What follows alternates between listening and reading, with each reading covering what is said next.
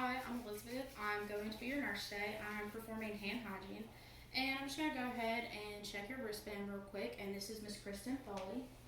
So I'm going to log into the computer and go to my patient, Miss Kristen Foley.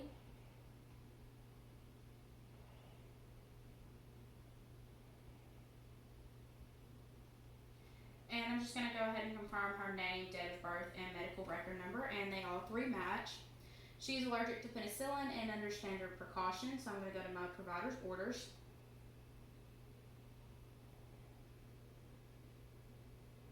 And I'm just going to verify that I have an order to place an indwelling urinary catheter now. So her allergies do not contraindicate this procedure, so I'm going to begin. And so I would lift up her gown and covers and things like that, and I would put her in the lithotomy position with her legs open and her knees bent, with her feet flat on the bed. And so once I do this, I'm just going to assess her genitalia area to make sure that there's no accidents or incontinence that need to be cleaned before proceeding. And there's not, she's clean. So I'm going to begin the procedure. I'm going to open my kit. I'm going to throw this away.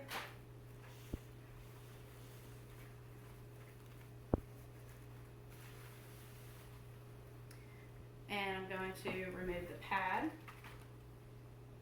And this is the shiny side of the pad. And this part is going to go under the patient because it's water repellent to keep any drips or leakages or anything like that from getting on the bed. And so now I'm going to marry my two fields together.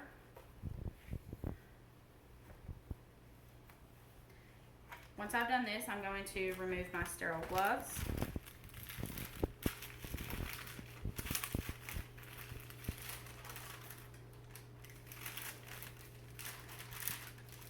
I'm going to begin with my dominant hand, so I'm going to take my non-dominant hand to hold the cuff while I get the glove on. And then I'm going to take my two fingers and go inside of this cuff, not using my thumb, to don my non-dominant hand. And once I have the gloves on, my hands are sterile, so I can fix my fingers in the glove however I need to be before I begin. And so once I do this, I'm going to throw this away. And this is for a male patient, so it's not applicable, and I'm going to throw it away. And I'm just going to get my kits ready to begin. And so I'm going to place this one closest to the patient. And I have my lubricant, my sterile water, and the iodine. So I'm going to go ahead and take the cap off my sterile water, throw it away, and I'm going to attach this to the port of the balloon. And next I'm going to take my lubricant. I would open it and I would lubricate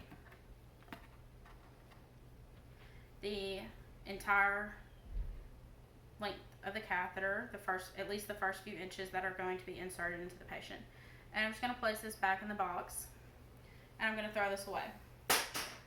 So next what I'm going to do, I have my forceps ready, and I'm going to cover my cotton balls in iodine before I cleanse the patient. So I'm going to commit my non-dominant hand to holding the labias open. I'm going to take my first cotton ball and I'm going to wipe away or the outside trash.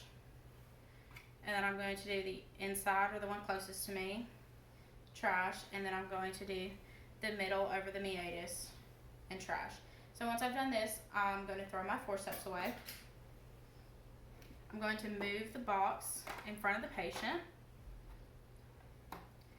And I've already lubricated my catheter, so I'm just going to insert it into the urethra and advance it until I get urine flow. And then once I've done this, I'm going to go another 1 to 2 inches. And then I'm going to release the labias and use my non-dominant hand to hold the catheter in place while I inflate the balloon.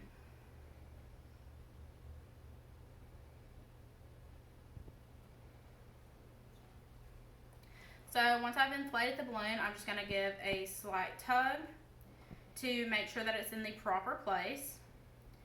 And so once I've done this, I can remove the syringe, trash, and the catheter's in place. So next what I would do is I would take this tube to the inside of my patient's thigh to make sure that it's not going anywhere. And I would hang the bag over a non-movable part of the bed frame with no dependent loops or kinks. And so I'm just going to begin cleaning up my area. I would also make sure that I cleanse the patient's genitalia area to make sure I remove any excess lubricant or anything like that. And so once I've done this, I'm going to clean up my pads, my area, and remove my gloves. Then I would trash this. I would let my patient get back into a comfortable position. I would make sure that I cover them back up. I would thank them for their time and being so cooperative with the procedure. I would perform hand hygiene. I'd make sure that the bed is low and locked, the call light within reach, and any extra safety measures like a fall risk that may need to be in place. And so once I've done this, I would document what I've done. I would log out of the computer, perform hand hygiene, and then leave.